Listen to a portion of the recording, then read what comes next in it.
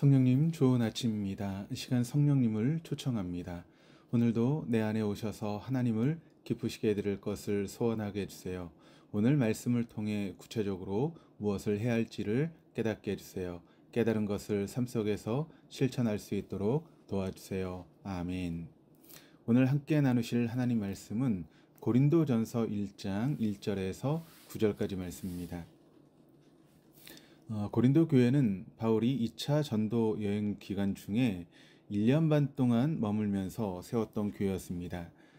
당시 고린도는 로마의 속주 중에서 아가야라고 하는 로마의 행정구역의 수도였으며 그 지역 총독의 거주지였습니다. 바울 시대의 고린도는 아테네보다 더 큰 로마 제국의 네 번째 큰 도시로 사실상 그리스의 중심지였습니다. 당시에도 인구가 약 60만 명을 헤아리는 상업 중심의 거대 도시였습니다. 거대한 상업 도시들이 그러하듯이 고린도 역시 다양한 외부 문화에 개방적이었으며 그것은 곧 도덕적인 부분에 있어서도 그러하였기에 고린도는 성적으로도 매우 문란한 심각한 도덕적인 문제들을 안고 있었습니다. 고린도서를 기록할 당시 바울은 3차 전도 여행을 이미 시작하여 에베소에서의 사역을 마무리할 즈음에 있었습니다. 거기서 바울은 여러 경로를 통하여 고린도 교회의 상황을 전해 듣고 있었는데 그것은 고린도 교회에 여러 심각한 문제들이 있다라고 하는 것이었습니다. 고린도 교회는 지식이 풍족하며 영적인 은사에 부족함이 없는 교회였으나 그럼에도 불구하고 어린아이와 같이 미숙하고 신령하지 못한 교회였습니다. 이러한 고린도 교회의 오류들을 바로잡기 위해 바울은 편지를 지금 쓰고 있는 것입니다. 편지의 서두에서 바울은 자신을 하나님의 뜻을 따라 그리스도 예수의 사도로 부르심을 입은 바울로 소개합니다. 당시 고린도 교회 내에는 여러 분파들이 있어 바울의 사도권을 부정하려고 하는 경향이 적지 않았기 때문에 바울은 먼저 자신의 사도권이 그 누구도 아닌 바로 하나님의 뜻에 의해 주어진 것이라고 하는 점을 분명히 밝히고 있습니다. 사도는 보내심을 받은 사람이란 의미입니다.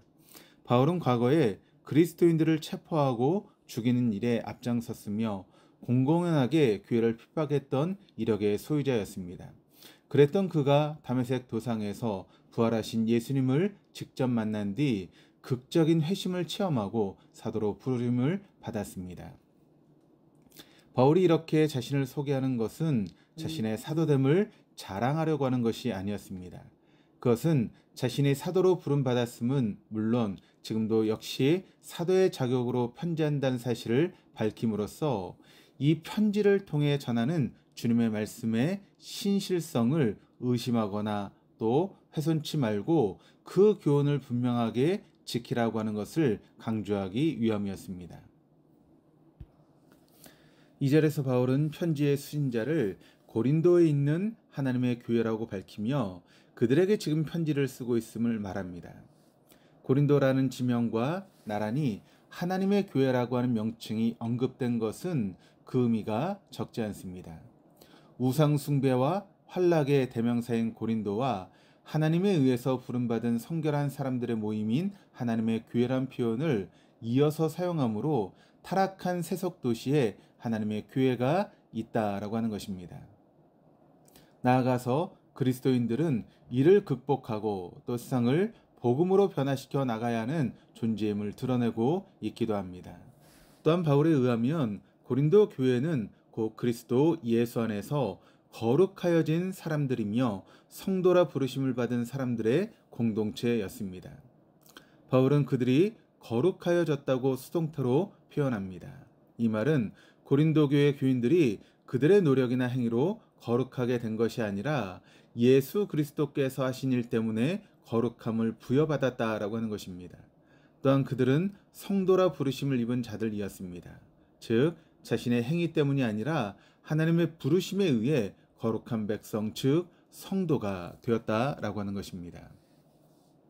고린도 교회 교인들에 대한 이러한 바울의 표현은 먼저 비록 자신의 편지가 고린도 교회 교인들의 방종과 미성숙한 품행에 대해 질책과 책망으로 가득할 것이지만 그렇다고 해서 고린도 교회 교인들이 성도가 아닌 것이 아니라 그들 역시 하나님의 백성이라는 의미에서 성도들인 것이 분명하다라고 하는 것이며, 또 그와 동시에 그들로 하여금 성도라고 하는 명칭에 걸맞는 성결한 삶을 살아야 된다라고 하는 것을 동시에 지금 촉구하고 있는 것입니다. 4절부터 7절까지는 고린도 교회 성도들의 긍정적인 측면에 대한 바울의 감사가 기록되어 있습니다.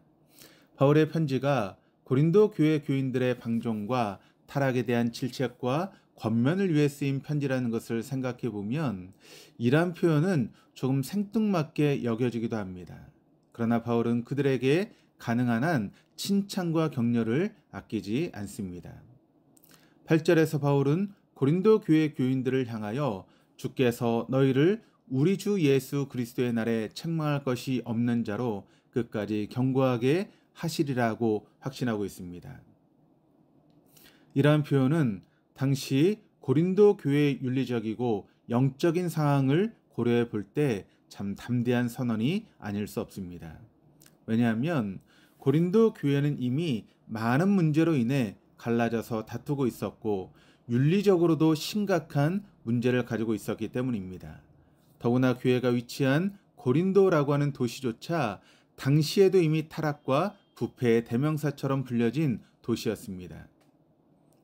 그럼에도 불구하고 바울이 이렇게 선언할 수 있었던 근거는 바로 9절에서 표현한 하나님의 미쁘심 때문이었습니다.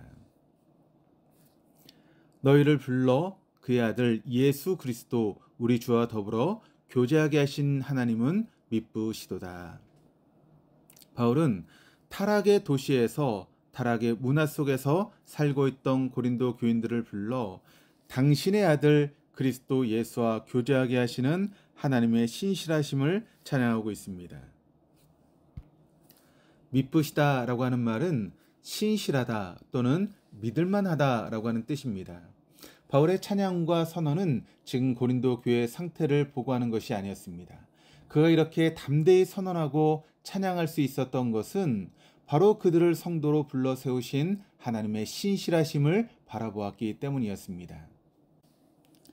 헬라의 사교장이라 불렸던 만큼 무역과 상업의 중심지였기에 막대한 부와 사치를 누렸던 곳, 더욱이 아프로디테 신전을 비롯한 수많은 우상의 신전들이 질비하였고 성적인 타락과 방탕이 가득했던 곳, 고린도교의 교인들도 이러한 곳에서 부르심을 받은 사람들이었으며 그들 가운데에도 과거에 이와 같은 생활했던 사람들이 한두 명이 아니었을 것을 말할 필요가 없었을 것입니다.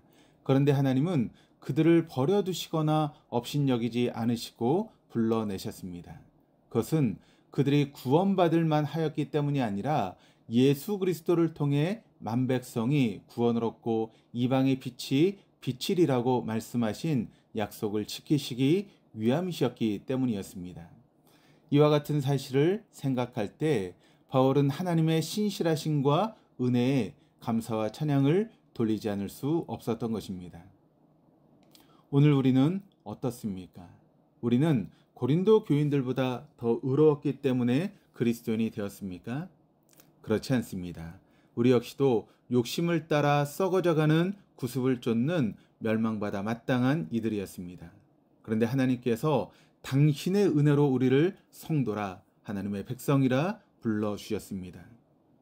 때로 우리의 마음속에 찬양이 소멸되고 평화가 깨어지며 긍휼과 사랑, 포용과 용서가 사라지고 대신 원망과 불만, 분열과 대립, 다툼과 미움이 그 자리를 채우고 있다면 그것은 하나님의 은혜가 부족한 것이 아니라 우리가 어떠한 존재였는지에 대해 잊고 있기 때문은 아닌지 생각해 보아야 할 것입니다. 기도하시겠습니다. 은혜의 하나님, 우리가 무엇으로 하나님의 자녀가 되었는지 잊지 않게 하옵소서. 은혜로 구원받았으며 그렇게 성도라 부르심을 받았음을 기억하게 하옵소서. 은혜의 존재에게 용서하고 포용할 수 있는 은혜의 영성을 부어주시고 분열과 분노와 원망의 길이 아니라 배려와 격려와 자기 내어줌의 길을 걷게 하옵소서. 인간의 의가 아니라 죄악과 멸망의 존재였던 우리를 불러내신 그 사랑과 은혜의 힘으로 우리 속에 또 우리의 이웃 속에 존재하는 죄와 어두움을 이기게 하옵시고 그 은혜의 힘으로 거룩을 향한 싸움을 싸우고 성화의 길을 걷게 하옵소서. 교회가 존재하는 곳이 높고 높은 산이 아니라 죄악 가득한 산 가운데임을 기억하고 그 세상 속에 함몰되지 않고 오히려 빛을 밝히는 참된 성도의 삶을 살게 하여 주옵소서. 감사드리며 예수 그리스도 이름으로 기도드립니다. 아멘.